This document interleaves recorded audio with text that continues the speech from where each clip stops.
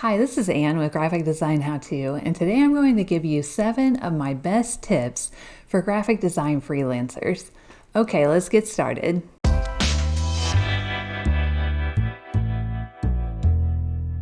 Number 1, define your niche.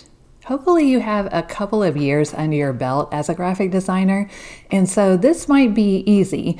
Maybe you have experience in a certain niche already, and that's what you're good at and that's what you like. When I was doing freelancing, I had 2 niches.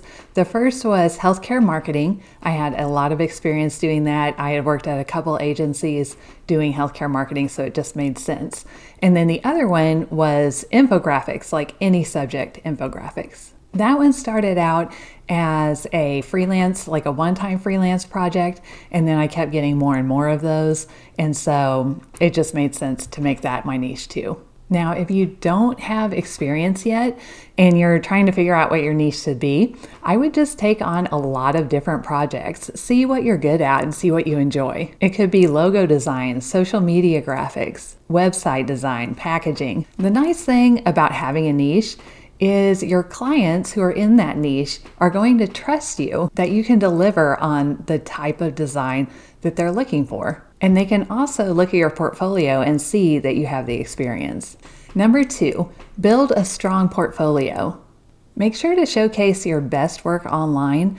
Hopefully show case studies that show your design thinking and your process. Try to make at least 60% of your portfolio in your niche. I'll show you my portfolio, which isn't anywhere near perfect. It doesn't have case studies, but I haven't really updated it in like 5 years. Okay, so this is my portfolio, and it's definitely not optimized for my niche, but I do have a lot of projects here that are in my niche. So this one is a healthcare one, this is healthcare, this one is, and then this one, and this one down here, and actually also this one. And then I also have a few infographics and some crossover.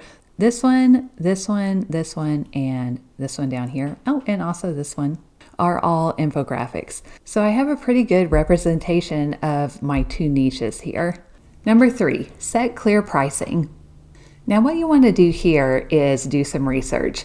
Find industry rates for the types of projects that you want to do and price according to your expertise. You could really go 2 ways with this. You could do hourly pricing or you could do fixed rate pricing. When I was freelancing, I always went with hourly rates because I didn't like the idea of how long revisions might take. But most people in the industry say you should not do hourly. You should really go with more fixed pricing because that way you can get faster and get the work done quicker and still make the same amount of money. An example of a fixed rate would be like, an 8.5 by 11 front and back flyer for $450, and it comes with 2 revisions. Make sure to mention in your pricing how many revisions are included and what would happen if they go over that. For example, you could do more revisions would be at this rate per hour. Always make sure to get half the money up front before starting the project, especially if you've never worked with that client before. Number 4, create a contract for every project. Always make sure to use a contract to set payment terms, deadlines, and the scope of the project. This really protects both you and your client and helps to make things just run smoothly. Getting your first clients.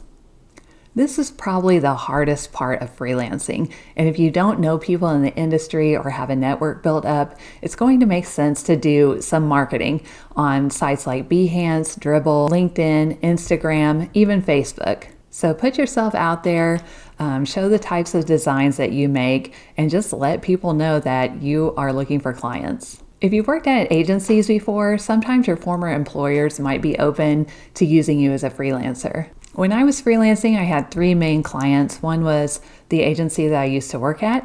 That was a healthcare marketing agency. One was an infographics company. They found me on Behance, and then there was another education company where I made PowerPoint presentations, and they also found me on Behance. So definitely don't sleep on Behance. They have an algorithm, so you need to constantly post work there to be able to be seen. At least that's how it was when I was looking. And then another way to get clients is to cold email art directors and creative directors. And that might sound a little weird and a little scary, but I was a creative director for a couple years, and in that amount of time, I got 2 people reaching out to us to ask about freelance. So it was really rare, and we always considered them. We actually never ended up using them because their work wasn't quite on par with what we were looking for, but that is definitely a way to do it. Number 6, do what you say you're going to do when you say you're going to do it.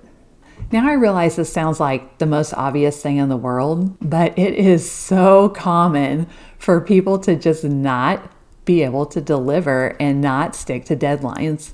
I also don't think that this is just a graphic design thing. This is so common out there in the business world that people just don't do what they say they're going to do, and they don't hit the deadlines. They'll be late on stuff. So if you can follow this one rule and deliver quality work, you are so far ahead of the game. 7, diversify your income. When you're freelancing, you're probably going to notice that you have slow times, and those are the times when you should be starting up some sort of passive income project. So this could be an Etsy shop where you sell digital downloads, signing up as a contributor to Shutterstock, maybe uploading your designs to a print-on-demand site like Redbubble. All those sites really value consistency, so you'll need to upload projects every now and then. But it can be nice to have that sort of extra income when things, aren't really going great in the freelance world. And those are awesome because they also make you money while you sleep. All right, I hope this video is helpful. If you liked it and you want to see more videos like this, just click on the subscribe button and the little bell next to it, and you'll be notified every time a new video comes out. All right, I'll see you in the next video. Thank you.